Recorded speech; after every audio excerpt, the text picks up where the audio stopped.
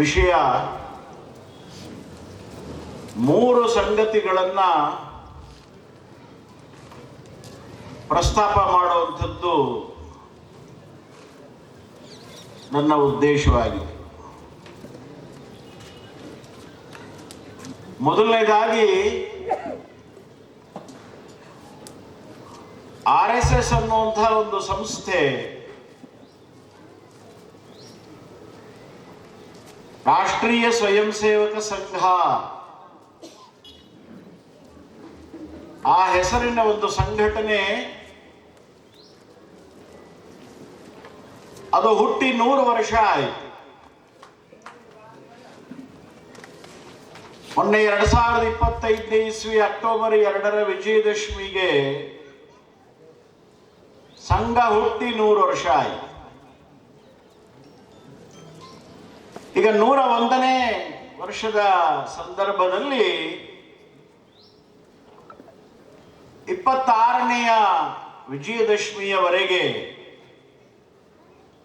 ಸಂಘ ಶತಾಬ್ದಿಯ ನಿಮಿತ್ತವಾಗಿ ದೇಶಾದ್ಯಂತ 8 ಕಾರ್ಯಕ್ರಮಗಳನ್ನು ನಾವು ಹಮ್ಮಿಕೊಂಡಿದ್ದೇವೆ. ಅದರಲ್ಲಿ ಒಂದು ಕಾರ್ಯಕ್ರಮ ಹಿಂದೂ ಸಮ್ಮೇಳನ. ಇದು 3ನೇ ಕಾರ್ಯಕ್ರಮ 8ರಲ್ಲಿ. ಮೊದಲನೇ ಕಾರ್ಯಕ್ರಮ ವಿಜಯದಶಮಿ ಕಾರ್ಯಕ್ರಮ. ದೇವರ ಆಶೀರ್ವಾದ, ಸಮಾಜದ ಸಹಕಾರ, ಸಂತ ಮಹಂತರ ಸಹಯೋಗ, ನಮ್ಮ ಮೊದಲನೇ ಕಾರ್ಯಕ್ರಮ ಚೆನ್ನಾಗಿ ಆಗಿದೆ. ಅದರಲ್ಲೂ ಕೆಲವರು ಸಂಘವನ್ನು ವಿರೋಧ ಮಾಡೋರ ಕಾರಣದಿಂದಾಗಿ ನಮ್ಮ ಕಾರ್ಯಕ್ರಮ ಇನ್ನೂ ಚೆನ್ನಾಗಾಯಿತು. ಕರ್ನಾಟಕದಲ್ಲೂ ಕೂಡ ಪರ ವಿರೋಧ ಎಲ್ಲ ವಾತಾವರಣವನ್ನು ನಾವು ನೋಡುದು. RSSಗೆ ಯಾರು ವಿರೋಧಿಗಳಿಲ್ಲ. RSS ನಮ್ಮ ಶತ್ರು ಅಂತ ಅನ್ಕೊಳ್ಳೋರು ಇರಬಹುದು, ತಪ್ಪು ತಿಳುವಳಿಕೆ ಕಾರಣ ಆಗಿರುತ್ತೆ. ಆದರೆ ನಮಗೆ ಯಾರು ಶತ್ರುಗಳಿಲ್ಲ. RSSನಲ್ಲಿರೋದು 2 ಮಂದಿ, ಕೆಲವರು ಇವತ್ತಿನ ಸ್ವಯಂ ಸೇವಕರು, ಕೆಲವರು ನಾಳೆಯ ಸ್ವಯಂ ಸೇವಕರು. ಇರಲಿ ಪಾಪ, ಏನೋ ತಪ್ಪು ತಿಳುವಳಿಕೆ ಇರುತ್ತೆ. ಆದರೆ ಪರ ವಿರೋಧದ ವಾತಾವರಣದ ಕಾರಣದಿಂದಾಗಿ ನಮ್ಮ ವಿಜಯದಶಮಿಯ ಕಾರ್ಯಕ್ರಮ ಚೆನ್ನಾಗಾಯಿತು. ನಾವೇ ಕಾರ್ಯಕರ್ತರೆಲ್ಲ ಪ್ರಯತ್ನ ಮಾಡಿದ್ದಿದ್ರೆ RSS ಅನ್ನ ಎಲ್ಲಾ ಕಡೆಗೆ ತಲುಪಿಸೋದಿಕ್ಕೆ ಇನ್ನೂ ಒಂದು 100 ವರ್ಷ ಬೇಕಾಗ್ತಿತ್ತು. ಆದರೆ ಕೆಲವರು ನಮಗೆ ಸಹಕಾರ ಕೊಟ್ಟರು. ಅದರ ಪರಿಣಾಮ ಏನಾಯಿತು ಅನ್ನೋದನ್ನ ನಮ್ಮ ಸನ್ಮಾನ್ಯ ಗೃಹ ಮಂತ್ರಿಗಳು ವಿಧಾನಸಭೆಯಲ್ಲೇ ಹೇಳಿದ್ರು. ಶಾಸಕರಾದಂಥ ಸುನೀಲ್ ಕುಮಾರ್ ಅವರು ಕೇಳಿದಂಥ ಪ್ರಶ್ನೆಗೆ ಉತ್ತರವನ್ನು ಕೊಡ್ತಾ ಡಾಕ್ಟರ್ ಪರಮೇಶ್ವರ್ ಅವರು ಹೇಳ್ತಾರೆ, RSSನ ವಿಜಯದಶಮಿಯ ಸಂಚಲನ ಇಡೀ ಕರ್ನಾಟಕದಲ್ಲಿ 500 ಕಡೆ ಆಗಿದೆ. ಕರ್ನಾಟಕದ ಉತ್ತರ ಭಾಗದಲ್ಲಿ ನಮ್ಮ ಲೆಕ್ಕದ ಪ್ರಕಾರ ಕಳೆದ ವರ್ಷ ಉತ್ತರ ಭಾಗದಲ್ಲಿ 36 ಸಂಚಲನಗಳು ಆಗಿದ್ದು, ಈ ವರ್ಷ 300 ಸಂಚಲನಗಳು ಆಗಿದ್ದಾವೆ. 36, 300. ಕಳೆದ ವರ್ಷ ಗಣವೇಶಧಾರಿ ಸ್ವಯಂ ಸೇವಕರು ಕರ್ನಾಟಕದ ಉತ್ತರ ಭಾಗದಲ್ಲಿ ಭಾಗವಹಿಸಿದ್ದು 36,000. ಈ ವರ್ಷ 1,16,000. ಆಮೇಲೆ ಸನ್ಮಾನ್ಯ ಗೃಹ ಮಂತ್ರಿಗಳು ಹೇಳ್ತಾರೆ, 500 ಸಂಚಲನಗಳು ಒಟ್ಟು ಕರ್ನಾಟಕದಲ್ಲಿ ಏನು ನಡೆದಿದ್ದಾವೆ, ಅದರಲ್ಲಿ ಹೆಚ್ಚು ನಡೆದಿದ್ದು ಒಂದು ಬೆಂಗಳೂರು, ಇನ್ನೊಂದು ಕಲಬುರಗಿ. ಕೊನೆಯದಾಗಿ ಗೃಹ ಮಂತ್ರಿಗಳು ಹೇಳಿದ್ರು, ಎಲ್ಲೂ ಅಹಿತಕರ ಘಟನೆಗಳು ನಡೆದಿಲ್ಲ. ಯಾಕೆ ಅಂದ್ರೆ ಹಿಂದುತ್ವ ಆಗಲಿ, ನಮ್ಮ ಸಂಘ ಆಗಲಿ, ಯಾರನ್ನೋ ದ್ವೇಷ ಮಾಡು, ಇನ್ನೊಬ್ಬರ ಮನೆ ಹಾಳು ಮಾಡು, ಇನ್ನೊಬ್ಬರು ಹೊಡಿ ಬಡಿ, ಅದಕ್ಕೋಸ್ಕರ ನಾವು ಸಂಘಟನೆಯನ್ನ ಕಟ್ಟುತ್ತಾ ಇಲ್ಲ. ಅಣ್ಣ ಅವರು ಹೇಳಿದ್ರು ಆಗಲೇ 800 ವರ್ಷಕ್ಕೆ ಮುಂಚೆ, ತನ್ನ ಮನೆಯ ಬೆಂಕಿ ತನ್ನನ್ನು ಸುಡುತ್ತೆ ಮೊದಲು. ಹಾಗಾಗಿ ಎಲ್ಲರಿಗೂ ಒಳ್ಳೇದಾಗಲಿ ಅನ್ನೋ ಉದ್ದೇಶವನ್ನಷ್ಟೇ ಇಟ್ಟುಕೊಂಡು ಸಂಘ ಕೆಲಸ ಮಾಡ್ತಾ ಇರೋದ್ರಿಂದ ನಮ್ಮ ಮೊದಲನೇ ಕಾರ್ಯಕ್ರಮ ಚೆನ್ನಾಗಾಯಿತು. ಎರಡನೇ ಕಾರ್ಯಕ್ರಮ ಗೃಹ ಸಂಪರ್ಕ ಅಭಿಯಾನ ಇತ್ತು. 1,20,00,000 ಮನೆಗಳು ಕರ್ನಾಟಕದಲ್ಲಿ ಇದ್ದಾವೆ. ಅದರಲ್ಲಿ ಸುಮಾರು 60 ಲಕ್ಷ ಮನೆಗಳು ಉತ್ತರ ಭಾಗದಲ್ಲಿ ಇದೆ. ಅದರಲ್ಲಿ 25 ಲಕ್ಷ ಮನೆಗಳಿಗೆ ಇದುವರೆಗೆ ನಮ್ಮ ಕಾರ್ಯಕರ್ತರು ಹೋಗಿ ಬಂದಿದ್ದಾರೆ. ಇನ್ನು ಮೂರನೇ ಕಾರ್ಯಕ್ರಮ ಹಿಂದೂ ಸಮ್ಮೇಳನ. ಮೊದಲ 2 ಕಾರ್ಯಕ್ರಮವನ್ನ ನಾವು RSS ಹೆಸರಿನಲ್ಲಿ ಮಾಡಿದ್ವಿ. ಆದರೆ ಈ ಕಾರ್ಯಕ್ರಮ ಸಮಾಜದ ಸಮಿತಿಯ ಹೆಸರಿನಲ್ಲಿ ನಡಿಬೇಕು ಅಂತ ನಮ್ದು ಅಪೇಕ್ಷೆ ಇತ್ತು. ಸನ್ಮಾನ್ಯ ಪ್ರಿಯಾಂಕ ಖರ್ಗೆ ಅವರು RSS ಬಗ್ಗೆ 4 ಪ್ರಶ್ನೆಗಳನ್ನ ಎತ್ತಿದ್ರು. ಅದರಲ್ಲಿ ಒಂದು ಪ್ರಶ್ನೆ, ನೀವು ರಿಜಿಸ್ಟ್ರೇಷನ್ ಯಾಕೆ ಮಾಡಿಸಿಲ್ಲ? ಹಿಂದೂ ಸಮ್ಮೇಳನವನ್ನ ನಾವು RSS ಹೆಸರಿನಲ್ಲಿ ಯಾಕೆ ಮಾಡ್ತಾ ಇಲ್ಲ ಅನ್ನೋದನ್ನ ಗಮನಿಸ್ಬಿಟ್ರೆ ಖರ್ಗೆ ಅವರ ಪ್ರಶ್ನೆಗೆ ಉತ್ತರ ಅಲ್ಲೇ ಸಿಕ್ಕಿಬಿಡುತ್ತೆ. ನಾವು ಈ ಸಮ್ಮೇಳನವನ್ನು ಸಂಘದ ಹೆಸರಿನಲ್ಲಿ ಮಾಡಬಹುದಾಗಿತ್ತು. ಆದ್ರೆ RSSಗೆ ಬೇಕಾಗಿರೋದು RSS ಅನ್ನುವಂತ ಸಂಘಟನೆಯ ಹೆಸರು ಅಲ್ಲ, ಹಿಂದೂ ಸಮಾಜದ ಹೆಸರು ಬೇಕಾಗಿದೆ ನಮಗೆ. RSS ಕೆಲಸ ಮಾಡ್ತಾ ಇರೋದು RSSಗೋಸ್ಕರ ಅಲ್ಲ, ಹಿಂದುತ್ವಕ್ಕಾಗಿ. ಕಾಂಗ್ರೆಸ್ಗೆ ಜಯವಾಗಲಿ ಅಂತ ಹೇಳಿದ್ರೆ DK ಶಿವಕುಮಾರ್ ಅವ್ರಿಗೆ ಸಂತೋಷ ಆಗತ್ತೋ ಇಲ್ವೋ? ಬಿಜೆಪಿಗೆ ಜಯವಾಗಲಿ ಅಂತ ಹೇಳಿದ್ರೆ ವಿಜಯೇಂದ್ರ ಅವ್ರಿಗೆ ಆನಂದ ಆಗತ್ತೋ ಇಲ್ವೋ? ಕರ್ನಾಟಕ ರಕ್ಷಣಾ ವೇದಿಕೆಗೆ ಜಯವಾಗಲಿ ಅಂದ್ರೆ ನಾರಾಯಣಗೌಡರಿಗೆ ಖುಷಿ ಆಗತ್ತೋ ಇಲ್ವೋ? ಆದ್ರೆ RSSಗೆ ಜಯವಾಗಲಿ ಅಂತ ಹೇಳಿದ್ರೆ ನಮ್ಮ ಸರಸಂಘ ಚಾಲಕರು ನಮಗೆ ಹುಬ್ಬಳ್ಳಿನಲ್ಲಿ ಬೈದ್ರು. ನಮಸ್ತೆ ಸದಾ ವತ್ಸಲೆ ಅನ್ನುವಂತ ಪ್ರಾರ್ಥನೆ RSS ಪ್ರಾರ್ಥನೆ. ಸನ್ಮಾನ್ಯ DK ಶಿವಕುಮಾರ್ ಅವರು ಕೂಡ ಅದನ್ನ ವಿಧಾನಸಭೆಯಲ್ಲಿ ಮೊನ್ನೆ ಹೇಳಿ ಪಾಪ ಆಮೇಲೆ ತೊಂದರೆ ಅನುಭವಿಸಿದ್ ನಾವೆಲ್ಲ ನೋಡಿದ್ವಿ. ಪ್ರಾರ್ಥನೆ RSSದು, ಪ್ರಾರ್ಥನೆ ಮಾಡೋದು RSS ಕಾರ್ಯಕ್ರಮದಲ್ಲಿ ಪ್ರಾರ್ಥನೆ ಮಾಡೋದು RSS ಸ್ವಯಂ ಸೇವಕರು. ಆದರೆ ಪ್ರಾರ್ಥನೆಯ ಕೊನೆಯಲ್ಲಿರೋದು RSS ಕಿ ಜೈ ಅಂತ ಅಲ್ಲ, ಭಾರತ್ ಮಾತಾ ಕಿ ಜೈ. ಅಂದ್ರೆ ಬಹುಶಃ ಇಡೀ ಜಗತ್ನಲ್ಲಿ ನಮ್ದು ಇದೊಂದೇ ಸಂಘಟನೆ ಅಂತ ನನಗನ್ಸತ್ತೆ. ಸಂಘಟನೆಯ ಬೆಳವಣಿಗೆಗಾಗಿ ಸಂಘಟನೆ ಅಲ್ಲ, ಸಂಘಟನೆಯ ಬ್ರ್ಯಾಂಡ್ ಬೆಳೆಸಬೇಕು ಅಂತ RSS ಕೆಲಸ ಮಾಡ್ತಾ ಇಲ್ಲ. 100 ವರ್ಷದಿಂದ ಚಡಚಣದಲ್ಲಿ RSS ಕೆಲಸ ಮಾಡ್ತಾ ಇದೆ ಅಂತ ಹೇಳಿ ಮೀಸೆ ತಿರುಗಿಕೊಳ್ಳೋದ್ರಿಂದ ಏನು ಉಪಯೋಗ ಇಲ್ಲ ಅಂತ ನಮಗೆ ಗೊತ್ತು. ಅದ್ರ ಬದಲು ಚಡಚಣದಲ್ಲಿ ಹಿಂದೂಗಳೆಲ್ಲ ಒಗ್ಗಟ್ಟಾಗಿದ್ದಾರಾ? ಸಾಮರಸ್ಯ ಇದೆಯಾ? ಸಮೃದ್ಧಿ ಇದೆಯಾ? ಸುಭದ್ರತೆ ಇದೆಯಾ? ಇದು RSS ಕೆಲಸದ ಮೌಲ್ಯಮಾಪನವೇ ಹೊರತು ನಮ್ಮ ಸಂಘಟನೆ ಎಷ್ಟು ವರ್ಷದಿಂದ ಇದೆ ಅನ್ನೋದು ನಮಗೇನು ಮುಖ್ಯ ಅಲ್ಲ. ಅರೆ RSS ಯಾಕೆ ನೋಂದಾವಣೆ ಮಾಡಿಲ್ಲ ಅಂತ ಕೆಲವರು ಪ್ರಶ್ನೆ ಕೇಳ್ತಾರಲ್ಲ. RSS ಅಲ್ಲಿ ಮೆಂಬರ್ಶಿಪ್ಪೇ ಇಲ್ಲ, ಇನ್ನು ರಿಜಿಸ್ಟ್ರೇಷನ್ ಎಲ್ಲಿಂದ ಮಾಡೋಣ ಸ್ವಾಮಿ? ಮೆಂಬರ್ಶಿಪ್ ಫೀಸ್ ಕೊಟ್ಟು ಆಮೇಲೆ ನಾನು ಬಿಜೆಪಿ ಮೆಂಬರ್ ಅಲ್ಲ ಅಂತ ಯಾರಾದ್ರೂ ಹೇಳಿದ್ರೆ ಅವರು ಮೆಂಬರ್ಶಿಪ್ ಫೀಸ್ ಕೊಟ್ಟಿರೋ ಅಂತ ರಸೀತಿ ವಾಟ್ಸ್ಆಪ್ ನಲ್ಲೆಲ್ಲ ಓಡಾಡ್ತಿರುತ್ತೆ ಚಡಚಣದಲ್ಲಿ. ಇವತ್ತಿನವರೆಗೂ RSS ಕೆಲಸ ಮಾಡಿ ನಾಳೆ ನಾನು RSS ಅಲ್ಲ ಅಂತ ಯಾರಾದ್ರೂ ಹೇಳಿದ್ರೆ ಅವ್ರ RSS ಅಂತ ಪ್ರೂವ್ ಮಾಡಕ್ಕೆ ನಮ್ಮ ಹತ್ರ ಯಾವ ಸಾಕ್ಷಿನೂ ಇಲ್ಲ. ಇದು RSS.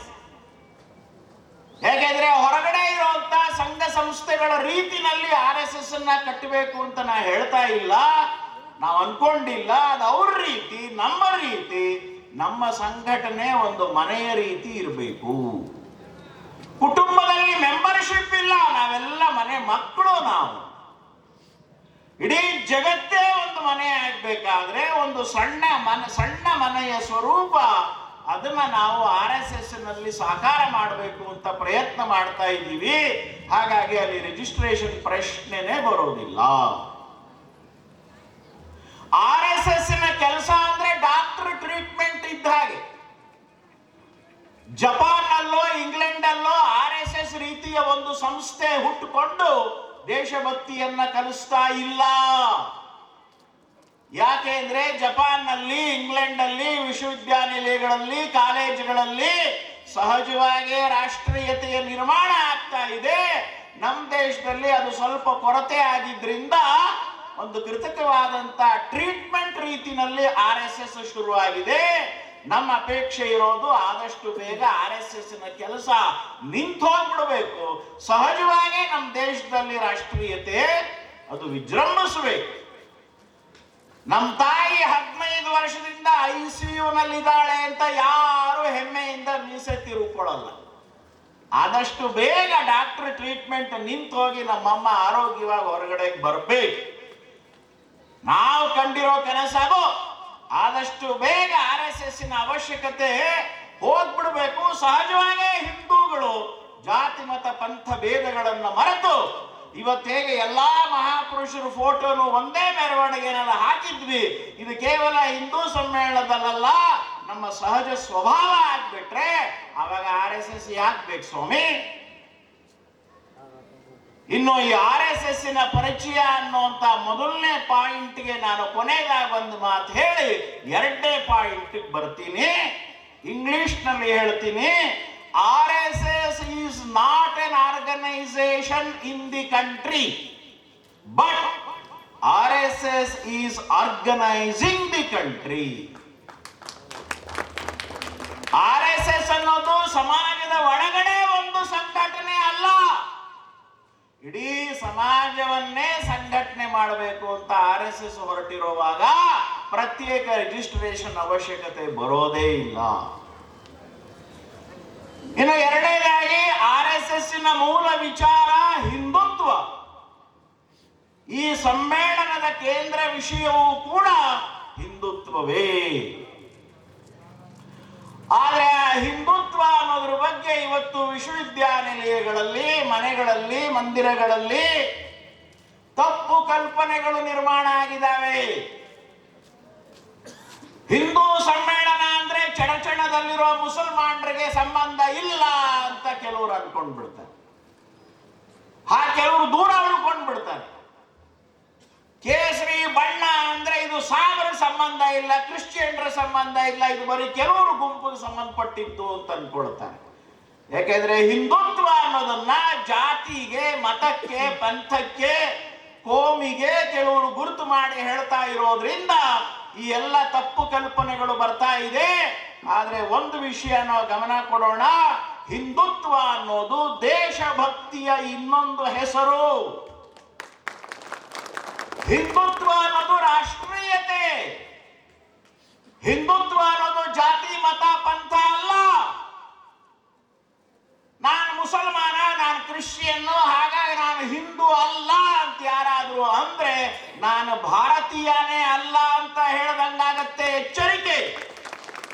ನಾನೇನೋ ಯಾರಿಗೋ ಧಮಕಿ ಹಾಕಕ್ಕೆ ಈ ಮಾತು ಹೇಳ್ತಾ ಇಲ್ಲ.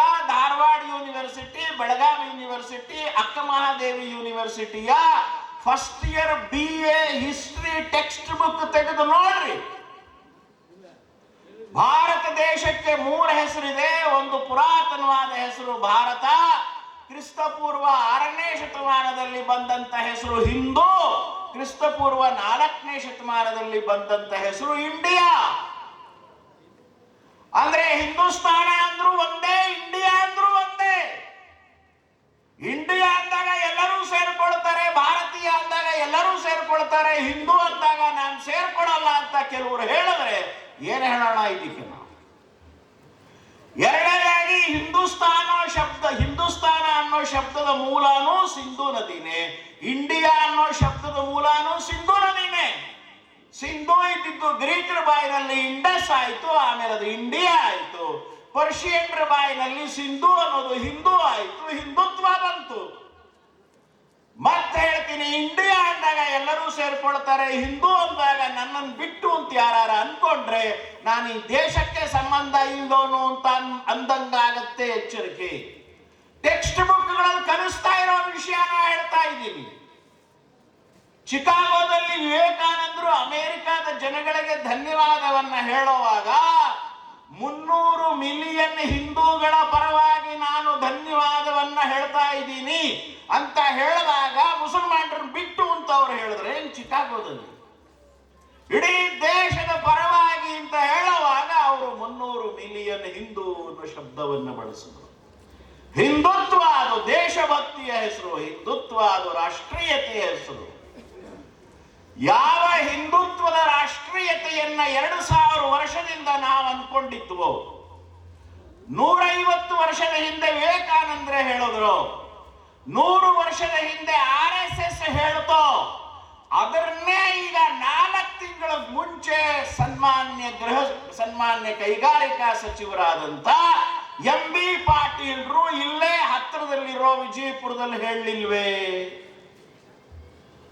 2025ನೇ ಇಸ್ವಿ ಅಕ್ಟೋಬರ್ 5ನೇ ತಾರೀಕು ಬಸವ ಸಂಸ್ಕೃತಿ ಅಭಿಯಾನದ ಸಮಾರೋಪ ಸಮಾರಂಭ ಸನ್ಮಾನ್ಯ ಸಿದ್ದರಾಮಯ್ಯನವರ ಅಧ್ಯಕ್ಷತೆಯಲ್ಲಿ ಬೆಂಗಳೂರಿನಲ್ಲಿ ನಡೆಯಿತು.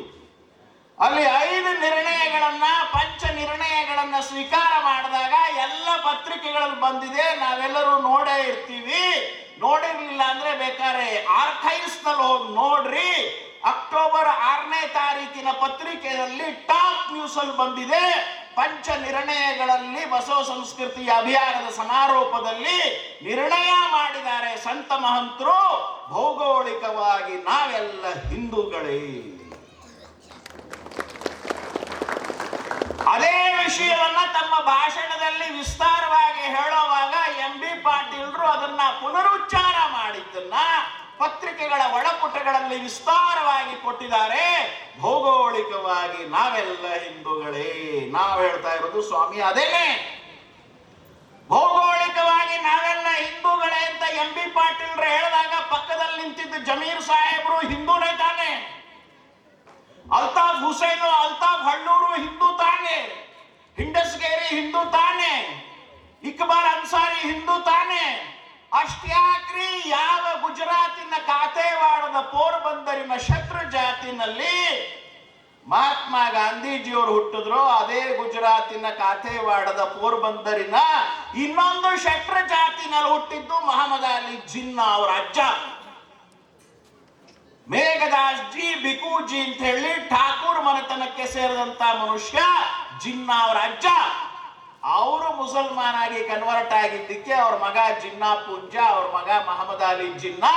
ಯಾರು ಒರಿಜಿನಲ್ ಮುಸಲ್ಮಾನರು ಕ್ರಿಶ್ಚಿಯನ್ರು ನಮ್ಮ ದೇಶದಲ್ಲಿಲ್ಲ, ಎಲ್ಲ ಮತಾಂತರ ಆದವರೇ.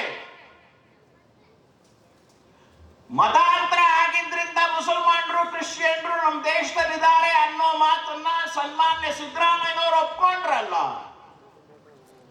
ಜಾತಿ ಗಣತಿಯ ಪತ್ರಕ 60 ಪ್ರಶ್ನೆ ಇತ್ತು, ನಮ್ಮ ಮನೆಗೆಲ್ಲ ಬಂದಿತ್ತು. ಆಗ ಒಂದು ಗಲಾಟೆ ಶುರುವಾಯಿತು. 47 ಜಾತಿಗಳಿಗೆ, ಹಿಂದೂಗಳ ಉಪಜಾತಿಗಳಿಗೆ ಕ್ರಿಶ್ಚಿಯನ್ ಅನ್ನೋ ಶಬ್ದವನ್ನ ಸೇರಿಸಿಬಿಟ್ಟಿದ್ದಾರೆ.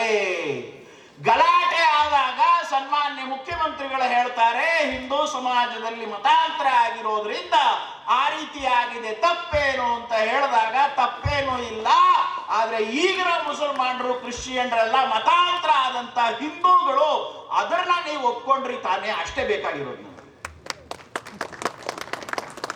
ಪೂಜಾ ಪದ್ಧತಿಯನ್ನ ಬದಲಾವಣೆ ಮಾಡಿದಾರ ಹೊರತು ಅಪ್ಪ ಅಮ್ಮನ ಬದಲಾವಣೆ ಮಾಡಕ್ಕಾಗಲ್ಲ.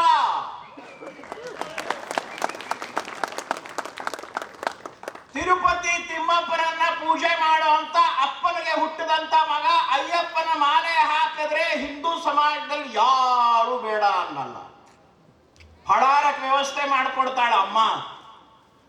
ಆದ್ರೆ ಆ ಮಗನಿಗೆ ತಲೆ ಕೆಟ್ಟೋಯ್ತು, ನಮ್ಮ ಅಪ್ಪ ತಿಮ್ಮಪ್ಪನ ಪೂಜೆ ಮಾಡ್ತಾನೆ, ನಾನು ಅಯ್ಯಪ್ಪನ ಮಾಲೆ ಹಾಕಿದ್ದೀನಿ, ಹಾಗಾಗಿ ಅಯ್ಯಪ್ಪನ ಮಾಲೆ ಹಾಕಿರೋ ನನಗೆ ತಿಮ್ಮಪ್ಪನ ಪೂಜೆ ಮಾಡೋ ನಮ್ಮ ಅಪ್ಪ ಅಪ್ಪನೇ ಅಲ್ಲ ಅಂದ್ರೆ ನಗು ಬರುತ್ತೋ ಇಲ್ವೋ?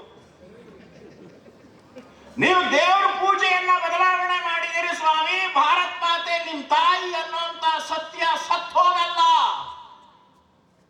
ಭಾರತ್ ಮಾತಾ ಕಿ ಜಯ ಹೇಳಕ್ಕೆ, ಒಂದೇ ಮಾತ್ರ ಹೇಳೋದಿಕ್ಕೆ ಯಾರಿಗೂ ನಾಚಿಕೆ ಆಗ್ಬಾರ್ದು. ಪೂಜಾ ಪದ್ಧತಿ ಬೇರೆ, ದೈವ ಭಕ್ತಿ ಬೇರೆ, ದೇಶಭಕ್ತಿ ಬೇರೆ. ನಾವು ಹೇಳ್ತಾ ಇರೋದು RSS ನಲ್ಲಿ ದೈವ ಭಕ್ತಿ ಬಗ್ಗೆ ಅಲ್ಲ, ಯಾರು ಯಾವ ದೇವರನ್ನು ಬೇಕಾದರೂ ಪೂಜೆ ಮಾಡಲಿ, ಹೊಸ ಹೊಸ ಪೂಜಾ ಪದ್ಧತಿಗಳು ಹುಟ್ಕೊಳ್ಳಿ, ನಾವೇನು ಅದಕ್ಕೆ ಬೇಡ ಅಂತ ಹೇಳೋದಿಲ್ಲ. ಆದ್ರೆ ದೇಶ ಅಂತ ಬಂದಾಗ ನಮ್ಮೆಲ್ಲರ ಭಾವನೆ ಒಂದೇ ಆಗಿರ್ಬೇಕು. ಒಂದೇ ಅಮ್ಮನ ಹುಟ್ಟಿದಂತ 4 ಜನ ಮಕ್ಕಳು ಒಬ್ರು ಅಮ್ಮನನ್ನ ಬೇರೆ ರೀತಿ ನೋಡ್ತಾರೆ, ಇನ್ನೊಬ್ರು ಅಮ್ಮನನ್ನ ಬೇರೆ ರೀತಿ ನೋಡಿದ್ರೆ ಆ ಮನೆ ಏನ್ರಿ? ಇವತ್ತು ನಮ್ಮ ದೇಶದಲ್ಲಿ ರಾಷ್ಟ್ರೀಯತೆ ಬಗ್ಗೆ ನಮಗೆ ಸರಿಯಾಗಿ ವಿವೇಕ ಇಲ್ಲದೆ ಇರೋದ್ರಿಂದ ಒಬ್ಬರಿಗೆ ಹೀರೋ ಇನ್ನೊಬ್ಬರಿಗೆ ವಿಲನ್, ಒಬ್ಬರಿಗೆ ವಿಲನ್ನು ಇನ್ನೊಬ್ಬರಿಗೆ ಹೀರೋ. ಹೆಂಗ್ರಿ ದೇಶ ಕಟ್ಟೋದು? ರಾವಣ ಬ್ರಾಹ್ಮಣ ಆಗಿದ್ದ, ಅವನನ್ನ ಕೊಂದಂತ ರಾಮ ಕ್ಷತ್ರಿಯ. ಆದ್ರೆ ಬಿಜಾಪುರದಲ್ಲಿರೋ ಚಡಚಣದಲ್ಲಿರೋ ಯಾವ ಬ್ರಾಹ್ಮಣರು ಕೂಡ ಜಾತಿ ಕಾರಣಕ್ಕೆ ರಾವಣನ್ ಫೋಟೋ ಹಾಕೊಂಡು ಪೂಜೆ ಮಾಡಲ್ಲ. ನಾವು ಮುಸಲ್ಮಾನರಿಗೆ ಹೇಳ್ತಾ ಇರೋದು ಅದೇನೆ. ಬಾಬರ್ ಮುಸಲ್ಮಾನ ಅನ್ನೋ ಕಾರಣಕ್ಕೆ ನಾವು ವಿರೋಧ ಮಾಡ್ತಾ ಇಲ್ಲ, ಅವನು ಈ ದೇಶದ ಆಕ್ರಮಣಕಾರಿ, ಆ ಕಾರಣಕ್ಕೆ ನಾವು ವಿರೋಧ ಮಾಡ್ತಾ ಇದ್ದೀವಿ. ಬಾಬರ್ ಬೇಡ, ಕಬೀರ ಇರಲಿ. ನವಾಜ್ ಶರೀಫ್ ಬೇಡ, ಶಿಶುನಾಳ್ ಶರೀಫ್ ಇರಲಿ. MF ಹುಸೇನ್ ಬೇಡ, ಮುಜಫರ್ ಹುಸೇನ್ ಇರಲಿ. ಬುರ್ಹಾನ್ ವಾನಿ ಬೇಡ, ಸೈಯದ್ ವಾನಿ ಇರಲಿ. ಹೈದರ್ ಅಲಿ ಬೇಕಾದ್ರೆ ಪೂಜೆ ಮಾಡಿ, ನೀವು ಆಟೋ ಸ್ಟ್ಯಾಂಡ್ ಮಾಡಿ, ಟಿಪ್ಪು ಸುಲ್ತಾನನ್ ಆಟೋ ಸ್ಟ್ಯಾಂಡ್ ಮಾಡಬೇಡಿ, ಅಷ್ಟೇ ನಾವು ಹೇಳ್ತಾ ಇರೋದು. ಬೆಳಗಾಂ ಬಸ್ ಸ್ಟ್ಯಾಂಡ್ ನಲ್ಲಿ ಟಿಪ್ಪು ಸುಲ್ತಾನನ ಆಟೋ ಸ್ಟ್ಯಾಂಡ್ ಮಾಡಿದಾರೆ. ಹೊಟ್ಟೆ ಊರಿಯಲ್ಲಿ ನಮಗೆ, ನಾನು ಶ್ರೀರಂಗಪಟ್ಟಣದವನು. ಅದೆಷ್ಟು ಜನ ಹಿಂದೂಗಳನ್ನ ಮತಾಂತರ ಮಾಡಿದಂತ ಮುಸಲ್ಮಾನ ನಿಮಗೆ ಯಾಕೆ ಹೀರೋ ಆಗ್ತಾನೆ? ಇದೇ ಕಲ್ಕತ್ತಾದ ಮುರ್ಷಿದಾಬಾದ್ ನಲ್ಲಿ ಹುಮಾಯೂನ್ ಕಬೀರ್ ಅಂತ ಹೆಸರಿಟ್ಕೊಂಡಿರುವಂತ ತೃಣಮೂಲ ಕಾಂಗ್ರೆಸ್ಸಿನ ಒಬ್ಬ MP ಬಾಬರನ ಹೆಸರಿನಲ್ಲಿ ಮಸೀದಿ ಕಟ್ಟಿಸ್ತಾ ಇದ್ದಾರೆ ಅಂತಂದ್ರೆ ಈ ದೇಶನ ಒಗ್ಗಟ್ಟಾಗಿ ಇಟ್ಕೊಳ್ಳೋದಿಕ್ ಹೆಂಗ್ ಸಾಧ್ಯ? ಅರೆ, ನಿಮ್ ಹೆಸರಿನಲ್ಲಿರೋ ಕಬೀರನ ಹೆಸರಿನಲ್ಲಿ ಮಸೀದಿ ಕಟ್ರಿ, ನಾವು ಬರ್ತೀವಿ ಉದ್ಘಾಟನೆಗೆ. ಒಳ್ಳೇದು ಕೆಟ್ಟದು ಅಷ್ಟೇ ನಾವು ಹೇಳ್ತಾ ಇದೀವಿ ಹೊರತು ಇಲ್ಲಿ ಜಾತಿ ತರ್ತಾ ಇಲ್ಲ. ಎಲ್ಲ ಮುಸಲ್ಮಾನರು ಕೆಟ್ಟವರು ಅಂತ ನಮಗೆ RSS ಹೇಳ್ಕೊಟ್ಟಿಲ್ಲ. ಹಿಂದೂಗಳೆಲ್ಲ ಒಳ್ಳೆಯವರು ಅನ್ನೋ ಭ್ರಮೆನೂ ನಮಗೇನಿಲ್ಲ. ಮನೆ ಹಾಳು ಕೆಲಸ ಮಾಡೋರು ಎಲ್ಲಾ ಕಡೆ ಇದ್ದೇ ಇರ್ತಾರೆ. ಒಳ್ಳೇದು ಒಳ್ಳೇದು, ಕೆಟ್ಟದು ಕೆಟ್ಟದು, ದೂದ್ ಕಾ ದೂದ್, ಪಾನಿ ಕಾ ಪಾನಿ. ಒಳ್ಳೆ ರೀತಿ ಯೋಚನೆ ಮಾಡೋರು ಎಲ್ಲಾ ಜಾತಿಲೂ ಇದ್ದಾರೆ, ಎಲ್ಲಾ ಪಾರ್ಟಿಲೂ ಇದ್ದಾರೆ, ಎಲ್ಲಾ ಭಾಷೆಲೂ ಇದ್ದಾರೆ, ಎಲ್ಲಾ ಮತಪಂಥಗಳಲ್ಲೂ ಇದ್ದಾರೆ, ಎಲ್ಲಾ ಗುಂಪಿನಲ್ಲೂ ಕೆಟ್ಟೋರು ಇದ್ದಾರೆ. ಆ ಕೆಟ್ಟೋರ್ನ ಪಕ್ಕಕ್ಕೆ ಸರಿಸಿ ಒಳ್ಳೆಯವರೆಲ್ಲ ಒಗ್ಗಟ್ಟಾದ್ರೆ ರಾಷ್ಟ್ರೀಯತೆ ವಿಜೃಂಭಿಸುತ್ತೆ. ಇದು RSS ಹೇಳ್ತಾ ಇರೋದು. ಇದರಲ್ಲಿ ಏನ್ ತಪ್ಪಿದೆ ಸ್ವಾಮಿ? RSSನ ಹಿಂದುತ್ವ ದೇಶಭಕ್ತಿ.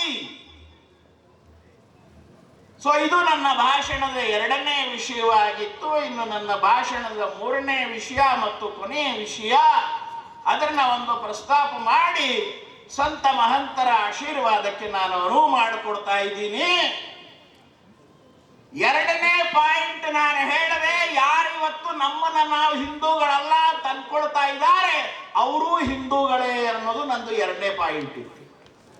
ಆದ್ರೆ ನಂದು 3ನೇ ಪಾಯಿಂಟ್ ಇರೋದೇನು ಅಂದ್ರೆ, ಹೊರಗಡೆಯವರಿಗಲ್ಲ, ಒಳಗಡೆ ಇರೋರಿಗೆ, ನಮಗೆ. ಇನ್ನೊಬ್ಬರನ್ನ ನೀನು ಹಿಂದೂ ಅಂತ ಹೇಳಬೇಕಾದ್ರೆ ಮೊದಲು ನಾವು ಹಿಂದೂಗಳಾಗಿದ್ದೀವಾ? ಅದು ನನ್ನ ಭಾಷಣದ 3ನೇ ಪಾಯಿಂಟ್. ಹಿಂದೂ ಸಮ್ಮೇಳನ ಅಂತ ಹಿಂದೂ ಸಮ್ಮೇಳನಕ್ಕೆ ಹೆಸರು ಕೊಟ್ಬಿಟ್ವಿ, ವಿರಾಟ್ ಅಂತ ಹೆಸರು ಕೊಟ್ವಿ, ಬೃಹತ್ ಅಂತ ಕೊಟ್ವಿ, ಊರಲ್ಲೆಲ್ಲ ಪರಪರಿ ಕಟ್ಟಿದ್ವಿ, ಧ್ವಜ ಹಾಕೊಂಡ್ವಿ, ರುಮಾಲ ಹಾಕೊಂಡ್ವಿ. ಆಮೇಲೆ ಏನು ಸ್ವಾಗತ ಅಂತೇಳಿ ಫ್ಲೆಕ್ಸ್ ಎಲ್ಲ ಹಾಕಿ ಅಲ್ಲಿ ದೊಡ್ಡ ಫೋಟೋ, ಸಮ್ಮೇಳನದ ಫೋಟೋಗಿಂತ ನನ್ನ ಫೋಟೋನೇ ದೊಡ್ಡದು ಅಂತ ಹೇಳಿ ಚೇತನ್ ನಿರಾಳನ ಹೆಸರು ನಾನು ನೋಡಿದೆ ಬರುವಾಗ. ಇನ್ನು ಯಾರೆಲ್ಲ ಹೆಸರುಗಳಿತ್ತು ನಾನು ನೋಡಿಲ್ಲ, ಅವ್ರೊಬ್ರದೇ ಹೇಳ್ತೀವಿ, ಪಾಪ ಅವ್ರೊಬ್ರಿಗೆ ಬೈಬೇಡಿ. ರುಮಾಲ ಹಾಕೊಂಡ್ಬಿಟ್ಟೆ, ಕೇಸರಿ ಧ್ವಜ ಕಟ್ಕೊಂಡ್ಬಿಟ್ಟೆ, ಮೆರವಣಿಗೆ ಮಾಡಿಬಿಟ್ಟೆ, ಘೋಷಣೆ ಹಾಕ್ಬಿಟ್ಟೆ, ಅಷ್ಟರಿಂದಾನೇ ಹಿಂದೂಗಳಾಗಲ್ಲ. ಅದೆಲ್ಲ ಹೊರಗಡೆಯ ಪ್ರದರ್ಶನ ಅಷ್ಟೇ. ಆದ್ರೆ ಒಳಗಡೆಯ ನಿದರ್ಶನ ಬೇಕು. ಕೇವಲ ಆವರಣದಿಂದ ಉಪಯೋಗ ಇಲ್ಲ, ಪೂರ್ಣ ಬೇಕು ಸ್ವಾಮಿ. ಅದಕ್ಕೋಸ್ಕರ 3ನೇ ಪಾಯಿಂಟ್ ನನ್ನ ಭಾಷಣದ್ದೇನು ಅಂದ್ರೆ, ಮೊದಲು ನಾವು ಹಿಂದೂ ಆಗ್ಬೇಕಾದ್ರೆ ಏನ್ ಮಾಡಬೇಕು? ಆ ಸಂಕಲ್ಪ ಈ ಸಮ್ಮೇಳನದಲ್ಲಿ ನಾವು ಸಂತ ಮಹಂತರ ಸಾಕ್ಷಿಯಾಗಿ ನಾವೆಲ್ಲರೂ ತೊಟ್ಟು ಇವತ್ತು ರಾತ್ರಿಯಿಂದಾನೇ ನಾನು ಹೇಳುವಂತ 5 ಕೆಲಸಗಳನ್ನ ನಾವು ಮಾಡೋದಿಕ್ಕೆ ಪ್ರಯತ್ನ ಮಾಡಿದ್ರೆ ಆಗ ನಾವು ಹಿಂದೂಗಳಾಗ್ತೀವಿ. ಹಿಂದೂ ಸಮ್ಮೇಳನ ಮಾಡೋದಿಕ್ಕೆ ಸಾಧ್ಯ.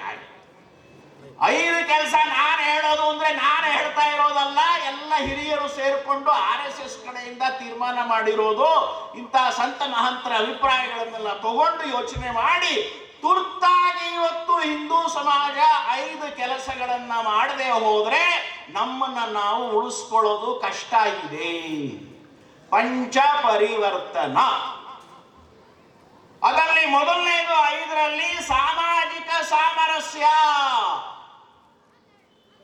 ಇವತ್ತು ಚಡಚಣದಲ್ಲೋ, ಇಂಡಿನಲ್ಲೋ, ವಿಜಯಪುರದಲ್ಲೋ ಬ್ರಾಹ್ಮಣರ ಮನೆ ಇದೆ, ಲಿಂಗಾಯತರ ಮನೆ ಇದೆ, ವೀರಶೈವರ ಮನೆ ಇದೆ, ಕನಕರ ಮನೆ ಇದೆ, ಕುರುಬರ ಮನೆ ಇದೆ, ವಾಲ್ಮೀಕಿ ಮನೆ ಇದೆ, ಮಾದಿಗರ ಮನೆ ಇದೆ, ಚಲವಾದಿ ಮನೆ ಇದೆ. ಹಿಂದೂ ಮನೆ ಎಲ್ಲಿದೆ ಸ್ವಾಮಿ? ನಾವು 5 ವರ್ಷ ಹಿಂದೂ ಹಿಂದೂ ಅಂತ RSS ಹೇಳಿದ್ದು ಒಂದ್ ಎಲೆಕ್ಷನ್ ಬಂದ್ರೆ ಎಲ್ಲ ನೀರಿನಲ್ಲಿ ಹೋಮ, ಜಾತಿ ಜಾತಿ ಜಗಳ. ಆ ಜಗಳಗಳನ್ನು ಮಾಡುವಂತ ರಾಜಕಾರಣಿಗಳ ಪೈಕಿ ಕೆಲವರು ನಾವು ಇಲ್ಲೂ ಕೂತಿರ್ಬೋದು. ವೋಟ್ ಬ್ಯಾಂಕ್ ಕ್ರಿಯೇಟ್ ಮಾಡ್ಕೊಳ್ಳೋಕೆ ಸಮಾಜವನ್ನ ಒಡೆಯುವಂತ ಕೆಟ್ಟ ಬುದ್ಧಿ ಯಾಕೆ ಬಂತು ನಮಗೆ? ಮಹಾಪುರುಷರ ಹೆಸರಿನಲ್ಲಿ ಜಾತಿ ಮಾಡ್ತಾ ಇದ್ದೀವಿ. ಇವತ್ತು ಚಡಚಣದಲ್ಲಿ ಇಂಥ ವಿಚಿತ್ರ ಪರಿಸ್ಥಿತಿ ಇದೆ. ಶಂಕರ ಜಯಂತಿ ಆದ್ರೆ 2 ಬ್ರಾಹ್ಮಣರ ಮೆರವಣಿಗೆ, ಅಕ್ಷಯ ತದಿಗೆಗೆ 2 ಲಿಂಗಾಯತರ ಮೆರವಣಿಗೆ, ರೇಣುಕಾ ಜಯಂತಿಗೆ 2 ವೀರಶೈವರ ಮೆರವಣಿಗೆ, ಕನಕ ಜಯಂತಿಗೆ 2 ಕುರುಬರ ಮೆರವಣಿಗೆ, ವಾಲ್ಮೀಕಿ ಜಯಂತಿಗೆ 2 ಬೇಡರ ಮೆರವಣಿಗೆ, ಅಂಬೇಡ್ಕರ್ ಜಯಂತಿಗೆ 2 ಮಾದಿಗರ ಮೆರವಣಿಗೆ. ಮಹಮ್ಮದ್ ಪೈಗಂಬರ್ ಜನ್ಮ ದಿನಾಚರಣೆ ಆದ್ರೆ ಚಡಚಣದ ರಸ್ತೆನಲ್ಲಿ ಬೈಕ್ ಓಡಿಸಕ್ ಜಾಗ ಇರಲ್ಲ. ಯಾರನ್ ಬೈಯೋಣ ಸ್ವಾಮಿ? ನಮ್ಮಲ್ಲಿ ಹೇಗೆ ಜಾತಿ ಉಪಜಾತಿ ಇದೆ, ಮುಸಲ್ಮಾನರಲ್ಲೂ ಜಾತಿ ಉಪಜಾತಿಗಳಿದ್ದಾವೆ. ಆದ್ರೆ ಇಡೀ ಜಗತ್ತಿನ ಮುಸಲ್ಮಾನ ಎಲ್ಲೇ ಇದ್ರು ಹೇಳ್ತಾನೆ ಮಹಮ್ಮದ್ ಪೈಗಂಬರ್ ನನ್ನ ಮಹಾಪುರುಷ. ಆದ್ರೆ ನಾವು ಮಹಾಪುರುಷರನ್ನ ಜಾತಿಗೆ ಸೀಮಿತ ಮಾಡಿ ಕೂಡಿಸಿದೀವಿ. ಅದಕ್ಕೆ ಇವತ್ತು ಆನಂದ ಆಯ್ತು, ಎಲ್ಲ ಮಹಾಪುರುಷರ ಫೋಟೋ ಒಂದೇ ಮೆರವಣಿಗೆನಲ್ಲಿ ಬಂತಲ್ಲ. ಇದು ನಮ್ಮ ಕಾಯಂ ನಡವಳಿಕೆ ಆಗ್ಬೇಕು. ನಾಳೆ ಅಕ್ಷಯ ತದಿಗೆ ಬರುತ್ತೆ. ಇಡೀ ಚಡಚಣದ ಹಿಂದೂ ಸಮಾಜ ಸೇರ್ಕೊಂಡು ಬಸವಣ್ಣವ್ರ ಜಯಂತಿ ಮಾಡಬೇಕೇ ಹೊರತು ಕೇವಲ ಲಿಂಗಾಯತ ಸಮಾಜದಲ್ಲ. ರಾಣಾ ಪ್ರತಾಪನ್ ಜಯಂತಿ ಕೇವಲ ರಜಪೂತ್ರದಲ್ಲ, ಹಿಂದೂ ಸಮಾಜದ್ದು. ಬೆಳಗ್ಗೆ 5:15 ಚಡಚಣದಲ್ಲಿ ಎಲ್ಲಾ ಕಡೆ ಆಜಾನ್ ಕೇಳಿಸತ್ರಿ, ನಮಾಜ್ ಕೇಳಿಸತ್ರಿ ಅಂತ ಕೆಲವರು ಗೊಣಗುತ್ತಾರೆ. ನಾವು RSS ಕೇಳ್ತಾ ಇರೋದು ಏನು ಗೊತ್ತಾ? ಅವ್ರು ಆಜಾನ್ ಹಾಕ್ತಾರೆ ಅಂತ ನೀವ್ಯಾಕೆ ಗೊಣಗಾಡ್ತಿರ್ರಿ? ನಿಮ್ ದೇವಸ್ಥಾನದ ಮೇಲೆ ಸುಪ್ರಭಾತ ಹಾಕ್ಬೇಡ ಅಂತ ಯಾರು ಹೇಳಿದಾರೆ? ನಮ್ ದೇವಸ್ಥಾನದ ಮೇಲೆ ನಾವು ಸುಪ್ರಭಾತ ಹಾಕಲ್ಲ. ಇನ್ನೊಬ್ಬರನ್ನ ಬೈಯೋದ್ರಿಂದ ನಾವು ಹಿಂದೂ ಆಗಲ್ಲ, ನಾವು ಹಿಂದೂ ಆಗೋದ್ರಿಂದ ನಾವು ಹಿಂದೂ ಆಗ್ತೀವಿ. ವಿಚಿತ್ರ ಏನು ಅಂದ್ರೆ ವೆಂಕಟರಮಣನ್ ಸುಪ್ರಭಾತ ಹಾಕಿದ್ರೆ ಇನ್ಯಾರೋ ಬೈತಾರೆ, ಬಸವಣ್ಣವ್ರ ಸುಪ್ರಭಾತ ಹಾಕಿದ್ರೆ ಇನ್ನೊಂದು ಜಾತಿಯವರು ಬೈತಾರೆ, ಕನಕದಾಸರ ಹಾಡು ಹಾಕಿದ್ರೆ ಇನ್ನೊಂದು ಜಾತಿಯವರು ನನಗೆ ಬೇಡ ಅಂತಾರೆ, ಮಾರಮ್ಮನ ಸುಪ್ರಭಾತ ಹಾಕಿದ್ರೆ ಹಿಂದೂಗಳಲ್ಲೇ ಉಳಿದ ಜಾತಿಯವರು ನನಗೆ ಬೇಡ ಅಂತಾರೆ. ಮುಸಲ್ಮಾನರನ್ನ ಯಾಕ್ರಿ ಬೈಯೋಣ?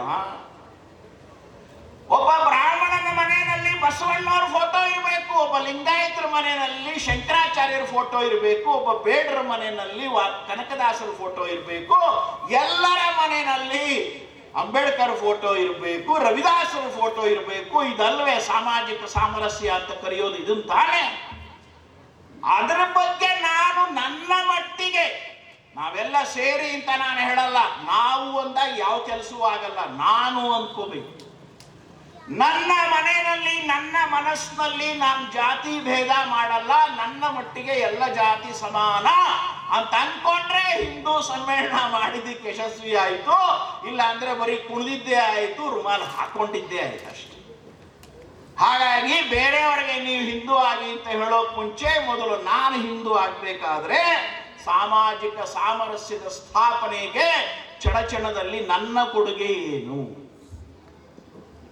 ಇನ್ನು ಎರಡನೇದಾಗಿ, ನಮ್ಮ ದೇಶದಲ್ಲಿ ಇವತ್ತು ನಮ್ಮ ಊರಿನಲ್ಲಿ ಶ್ರೀಮಂತರ ಮನೆ ಇದೆ, ಬಡವರ ಮನೆ ಇದೆ, ವಿದ್ಯಾವಂತರ ಮನೆ ಇದೆ, ಅವಿದ್ಯಾವಂತರ ಮನೆ ಇದೆ, ಗ್ರಾಮೀಣ ಮನೆ ಇದೆ, ನಗರೀಯ ಮನೆ ಇದೆ. ಹಿಂದೂ ಮನೆಯಲ್ಲಿದೆ. ಕುಟುಂಬ ಪ್ರಬೋಧನ. ನಮ್ಮ ಮನೆಗಳು ಚೆನ್ನಾಗಿದ್ರೆ ಒಳ್ಳೆ ಹಿಂದೂಗಳು ಹುಟ್ಟುತ್ತಾರೆ. ನಮ್ಮ ಹೆಣ್ಮಕ್ಳನ್ನ ನಮ್ಮ ಮಕ್ಕಳನ್ನ ರಕ್ಷಣೆ ಮಾಡಿಕೊಂಡ್ರೆ ಲವ್ ಜಿಹಾದ್ ಆಗೋದು ಕಮ್ಮಿ ಆಗತ್ತೆ. ಇನ್ಯಾರನ್ನೋ ಬೈದ್ರು ಉಪಯೋಗ ಆಗಲ್ಲ. ಲವ್ ಜಿಹಾದ್ಗೆ ಬಲಿಯಾಗಿರುವಂತ ಕೆಲವು ಕಾಲೇಜ್ ಹುಡುಗಿರುಗಳು ಹೇಳ್ತಾ ಇದ್ದಾರೆ, ನಮ್ಮಪ್ಪ ನಮ್ಮಮ್ಮ ನಮ್ ಕಷ್ಟ ಸುಖ ಕೇಳೋದೇ ಇಲ್ರಿ, ಆ ಅಬ್ದುಲ್ಲಾ ನಮ್ ಕಷ್ಟ ಸುಖ ಕೇಳ್ತಾರೆ. ಯಾರನ್ನು ಬೈಯೋಣ? ಆ ಮಗಳಿಗೋಸ್ಕರನೇ ಸಂಪಾದನೆ ಮಾಡ್ತಾ ಇದೀವಿ, ನಾವು ತಪ್ಪು ಮಾಡ್ತಾ ಇದೀವಿ ಅಂತ ನಾವು ಹೇಳೋಲ್ಲ. ನಮ್ಮ ಮನೆಯವ್ರನ್ನೆಲ್ಲ ಚೆನ್ನಾಗಿಟ್ಬೇಕು ಬಿಡ್ಬೇಕು ಅಂತಾನೆ ನಾವು ದುಡಿತಾ ಇದ್ದೀವಿ. ಆದ್ರೆ ಮನೆಯವರಿಗೆ ನಾವು ಸಮಯ ಕೊಡ್ತಾ ಇಲ್ಲ, ಅವರ ಭಾವನೆಗಳನ್ನು ಹಂಚ್ಕೊಳ್ತಾ ಇಲ್ಲ. ಬಹುಶಃ ಇಲ್ಲಿ ಕೂತಿರೋರ ಪೈಕೇನೋ ಕೆಲವರು ಡೈವೋರ್ಸಿಗಳು ಇರ್ಬೋದು ಏನೋ. ಎಲ್ಲೋ ಇಂಗ್ಲೆಂಡ್ ಅಮೆರಿಕಾದಲ್ಲಿ ನಡೀತು ಅಂತ ಹೇಳೋದು ಇವತ್ತು ನಮ್ಮ ದೇಶದಲ್ಲೂ ಶುರುವಾಗಿದೆ.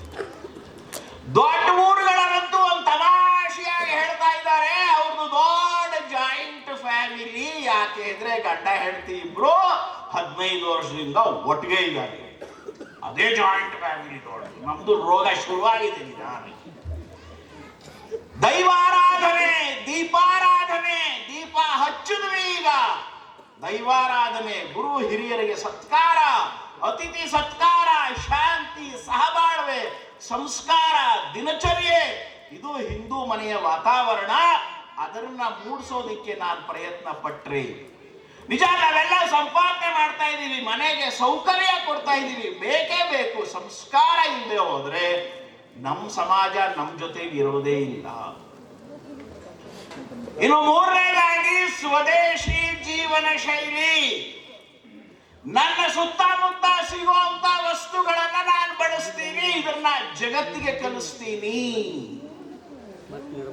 ಜೋಳದ ರೊಟ್ಟಿ ಊಟ ಮಾಡಿ ನಾವ್ಯಾರು ಹಾಳಾಗಿಲ್ಲ, ನಮ್ಮ ಆರೋಗ್ಯ ಚೆನ್ನಾಗಿದೆ. ಆದ್ರೆ ಬೆಂಗಳೂರಿನಲ್ಲಿ ಯಾವ್ದಾರ 3 ಸ್ಟಾರ್ ಹೋಟೆಲ್ಗೆ ಹೋಗಿ ಕೂತ್ಕೊಂಡು ನಾವು ಊಟಕ್ಕೆ ಆರ್ಡರ್ ಮಾಡುವಾಗ ನಮ್ಮ ಅಪ್ಪನಾಣೆ ನಾವು ಯಾರು ಜೋಳದ ರೊಟ್ಟಿ ಆರ್ಡರ್ ಮಾಡಲ್ಲ, ಆ ಪಿಜ್ಜಾ ಆರ್ಡರ್ ಮಾಡ್ತೀವಿ. ಮೈದಾ ಹಿಟ್ರಿ ಅದು, ಶೋಕಿ ತಿನ್ನೋಣ ಯಾರು ಬೇಡ ಅಂತ ಹೇಳ್ತಾರೆ. ಆದ್ರೆ ನಮ್ಮ ಬುದ್ಧಿ ಬೆಳೆಯೋದು ಜೋಳದ ರೊಟ್ಟಿಯಿಂದ ಹೊರತು ಪಿಜ್ಜಾದಿಂದ ಅಲ್ಲ.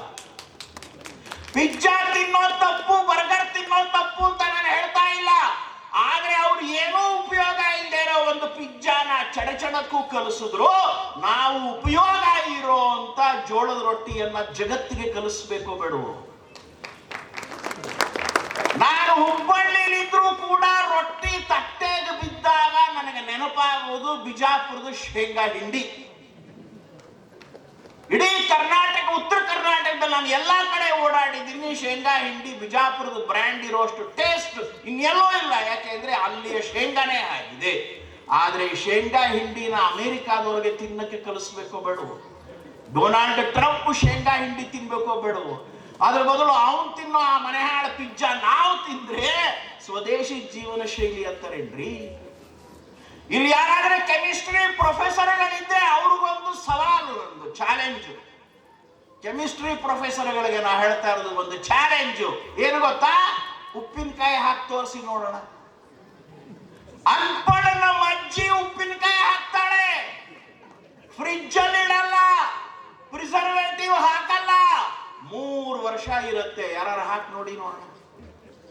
ಆದ್ರೆ ದುಃಖ ಆಗೋದೇನು ಅಂದ್ರೆ ಇವತ್ತಿನ ಕಾಲಕ್ಕೆ ಗಂಡಸರಿರ್ಲಿ ಹೆಂಗಸರೇ ಉಪ್ಪಿನಕಾಯಿ ಹಾಕ್ಬೇಕು ಅಂತ ನಾನು ಹೇಳಲ್ಲ. ಆದ್ರೆ ಇವತ್ತಿನ ಮನೆಗಳಿಗೆ ಹೋಗಿದಾಗ ನಾನು ಕೇಳ್ತೀನಿ, ಯಾರಮ್ಮ ಉಪ್ಪಿನಕಾಯಿ ಹಾಕಿದ್ದು ಅಂದ್ರೆ ನಮ್ಮ ಅಜ್ಜಿ ಕಳಿಸಿದ್ದು, ನಮ್ಮ ಅತ್ತೆ ಕಳಿಸಿದ್ದು. ಅಂದ್ರೆ ಆ ಸ್ಕಿಲ್ ಕಳ್ಕೊಳ್ತಾ ಇದ್ದೀವಿ. ಎಚ್ಚರಿಕೆ. ಇನ್ನು 20 ವರ್ಷ ಆದ್ಮೇಲೆ ಜೋಳದ ರೊಟ್ಟಿ ಮಾಡದೇ ಇರೋ ಮನೆಗಳು ಸಿಗ್ಬೋದು, ಹುಗ್ಗಿ ಮಾಡಕ್ ಬರದೇ ಇರೋ ಮನೆಗಳು ಸಿಗ್ಬೋದು. ಏನ್ ತಿನ್ನೋಣ? ಮಣ್ಣು. ಯಾಕೆಂದ್ರೆ ನಮ್ಮ ದೇಶದ ಆಹಾರ ಪದ್ಧತಿ ಇಡೀ ಜಗತ್ನಲ್ಲೇ ವೆರೈಟಿ, ಟೇಸ್ಟಿ, ಹೆಲ್ತಿ. ಇಡೀ ಜಗತ್ನಲ್ಲೇ, ಅದರಲ್ಲೂ ಉತ್ತರ ಕರ್ನಾಟಕದ ಊಟ. ನಮ್ಮ ಆಸನ, ನಮ್ಮ ಪ್ರಾಣಾಯಾಮ, ನಮ್ಮ ಕುಟುಂಬ, ನಮ್ಮ ಅಧ್ಯಾತ್ಮ ಜಗತ್ತಿಗೆ ಕಲಿಸ್ಬೇಕಾದ್ರೆ ಮೊದಲು ನಾವು ಅದರ ಬಗ್ಗೆ ಹೆಮ್ಮೆ ಪಡಬೇಕು. ನಮ್ಮ ಭಾಷೆಯಿಂದ ಅದು ಶುರುವಾಗಿ ಹೊಟ್ಟೆ ಪಾಡಿಗೆ ಇಂಗ್ಲಿಷ್ ಕಲಿಯೋಣ. ಆದ್ರೆ ಜೀವನಕ್ಕೆ ನಮ್ಮ ಭಾಷೆಯೇ ನಮಗ್ ಬೇಕು. 2 ಕೆಲಸದಿಂದ ಸದ್ಯಕ್ಕೆ ಶುರು ಮಾಡೋಣ. ನನ್ನ ಸಹಿಯನ್ನ ನಾನು ಕನ್ನಡದಲ್ಲಿ ಹಾಕ್ತೀನಿ.